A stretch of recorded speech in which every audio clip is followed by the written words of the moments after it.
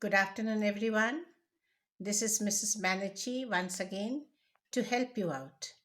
Today, I have decided to teach you the poem My Mother at 66 by Kamla Das. Now, before I continue with the poem, I would like to request you to like this video, to subscribe to it, and to share it with more and more friends of yours so that each one can get benefit. And along with that, your likes, your subscription will motivate me to make further videos of this sort. Kamla Das was a poet who was born in Malabar, Kerala. And she was a prolific writer who has written poems, short stories, etc., both in English as well as Malayalam. Many of you might have heard her pseudonym. She took the pseudonym of Madhavi Kutti. In Standard 9, you have read a story, How I Taught My Grandmother to Read.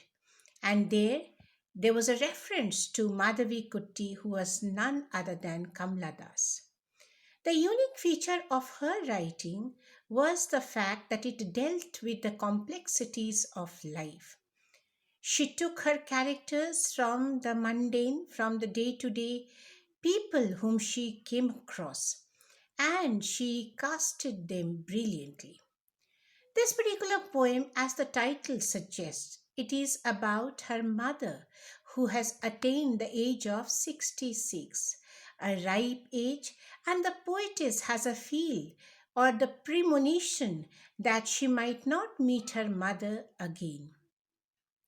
The poem talks about the fear that aged people experiences on becoming old. They always fear that they might not be there with their children when they will attend, they will reach the fag end of their life.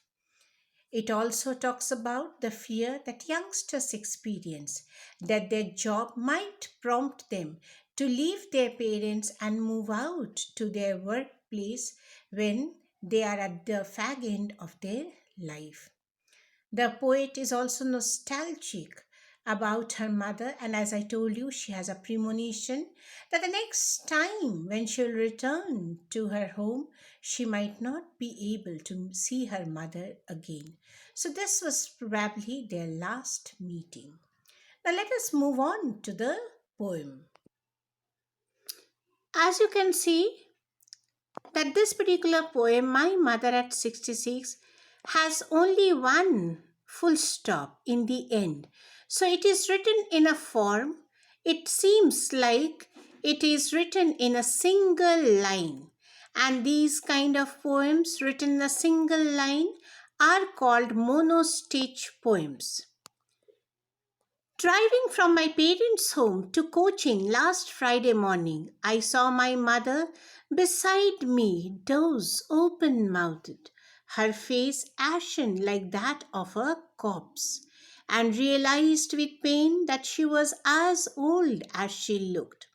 So, right in the beginning of the poem, you can see the poetess was driving from her parents' home to Cochin International Airport, and it was last Friday morning. She was bound to move to her workplace.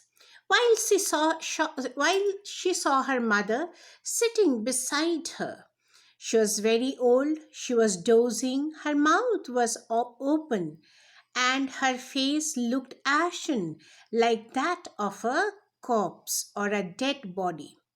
Here you can see a figure of speech has been used. Her face ashen like that of a corpse is an example of simile. Simile is a figure of speech in which you have an explicit or a direct comparison between two things using the words like as, like, etc. So here the poetess compares her mother's face to a corpse, to a dead body, and her face looked smoky like a dead body, and realized with pain that she was as old as she looked. So it was really painful for the poet to realize that her mother has grown too old.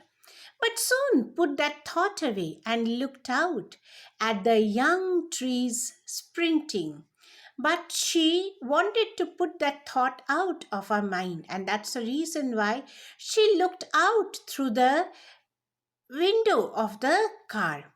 And what did she see? She saw young trees sprinting. Sprinting means running away from the car.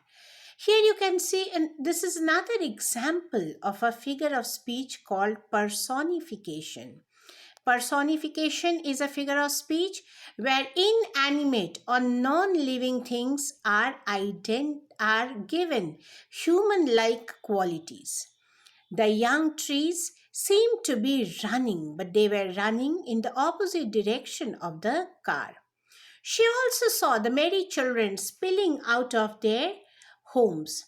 The poetess purposely brings this example of young trees and merry children spilling out of their home because they stand in direct contrast to the poetess mother who has now become old.